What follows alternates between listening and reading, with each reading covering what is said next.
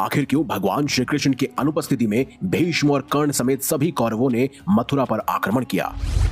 जरा सोचकर देखिए कि आखिर क्या हुआ होगा जब भीष्म पितामह, कर्ण, जरासंध, दुर्योधन और महाभारत के सभी शक्तिशाली योद्धाओं ने सातपुर नाम के एक राज्य पर आक्रमण कर दिया और बाद में उन्हें पता चला कि इस राज्य को स्वयं मथुरा ने सुरक्षित किया हुआ है। आखिर भगवान श्री कृष्ण की अनुपस्थिति में कैसे इन महान योद्धाओं से सातपुर की रक्षा की जा सकती थी और इसकी रक्षा किसने की? दरअसल इस वृत्तांत को जानने के लिए हमें युगों पहले की एक कहानी को जानना होगा। एक बार चारों वेदों और 6 अंगों के ज्ञाता ब्रह्मदत्त जी ने 1 वर्ष तक चालू रहने वाले यज्ञ का आयोजन किया। इस यज्ञ में उन्होंने अपने मित्र वासुदेव और भगवान श्री कृष्ण की माता देवकी जी को आमंत्रित किया। यज्ञ जब शुरू हुआ तो उस समय वहां पर निकुंभ नामक एक राक्षस अचानक ही प्रकट हुआ। निकुंभ ब्रह्मा जी से मिले वरदान की वजह से हमेशा घमंड से भरा रहता था। निकुंभ ने अपने ही जैसे और राक्षसों को प्रकट किया और ब्रह्मदत्त जी को चेतावनी दी कि इस यज्ञ का एक भाग उन्हें राक्षसों के लिए निकालना होगा, उन्हें यज्ञ में सोमरस पान करने देना होगा और उन्हें अपनी कन्याएं उत्तम रत्न भी प्रदान करने होंगे और तभी वो यज्ञ करने देंगे। असुरों की ये बात सुनकर ब्रह्मदत्त ऋषि ने आदर पूर्वक उन दैत्यों से कहा, तुम लोग भले ही कितने शक्तिशाली क्यों ना हो, लेकिन यज्ञ का भाग दैत्यों के लिए कभी नहीं होता। यज्ञ में सोमरस पीना विधान में नहीं लिखा है और जो कन्या आप मुझसे पाना चाहते हैं उन्हें मैं पहले ही मानसिक रूप से संकल्प करके किसी और को दान दे चुका हूँ और अब मेरे पास केवल रत्न है और अगर आप मुझसे बलपूर्वक उन रत्नों को छीनना चाहते हैं तो मैं बिल्कुल भी नहीं दूंगा। ये पूरी की पूरी नगरी और साक्षात मैं भगवान श्री कृष्ण की शरण में है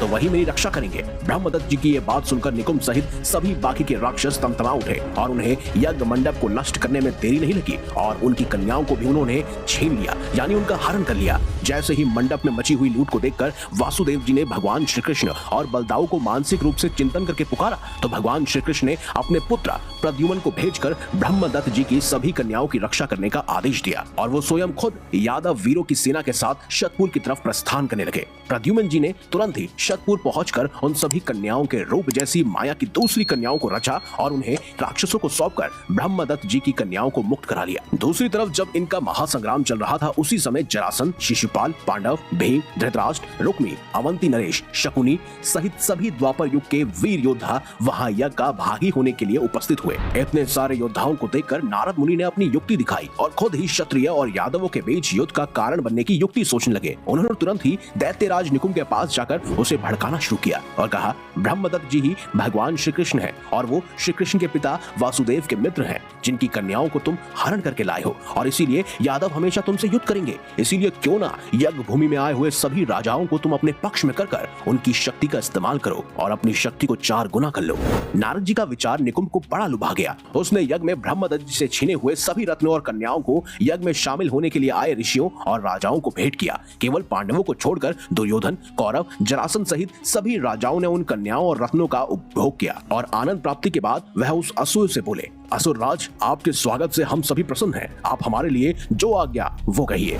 तब निकुंभ ने अपनी मंशा जाहिर करते हुए कहा कि आपको मेरे साथ मिलकर इन सभी के विरुद्ध युद्ध लड़ना होगा, यानी कि यादवों के खिलाफ। पांडवों को छोड़कर सभी ऋषि मुनि और राजा निकुंभ का साथ देने के लिए तैयार हो गए। अब तब ही भगवान श्री कृष्ण भी शतपुर पहुंच चुके थे। उन्होंने प्रद्युम्न के रथ की रक्षा करने के लिए उसके रथ के ऊपरी भाग में अपना रथ स्थापित किया। वहीं यज्ञ की रक्षा करने के लिए पांडवों को नियुक्त किया गया और उनके समक्ष युद्ध करने के लिए दुर्योधन, उसके 100 भाई, राजा द्रुपद, रुक्मी, राजा जरासंध सहित सभी राजा निकुंभ की प्रधानता में युद्ध करने के लिए तैयार थे। दैत्यराज निकुंभ ने अपने भयंकर बाणों को चलाकर यादवों की सेना का संहार करना शुरू किया। निकुंभ की इस माया की वजह से यादव सेनापति अनाथृष्ट वहीं मूर्छित हो गए। इसके बाद निकुंभ यादव सेनापति सहित कृतवर्मा, राजा भोज सहित सभी भोज वंशजों को उठाकर ले गया और उन्हें शतपुर गुफा में बंदी बनाकर युद्ध भूमि में लौट आया। अपनी सेना का संहार होते हुए देखकर भगवान श्री कृष्ण, बलराम और प्रद्युम्न का क्रोध 7वें आसमान पर पहुंच गया। भगवान श्री कृष्ण ने अपने सारंग धनुष से उन दैत्यों का संहार करना शुरू किया। अब बड़े बड़े असुर भी भगवान श्री कृष्ण के सामने थर थर कांप रहे थे और कुछ डर की वजह से आकाश में उड़कर भागने लगे।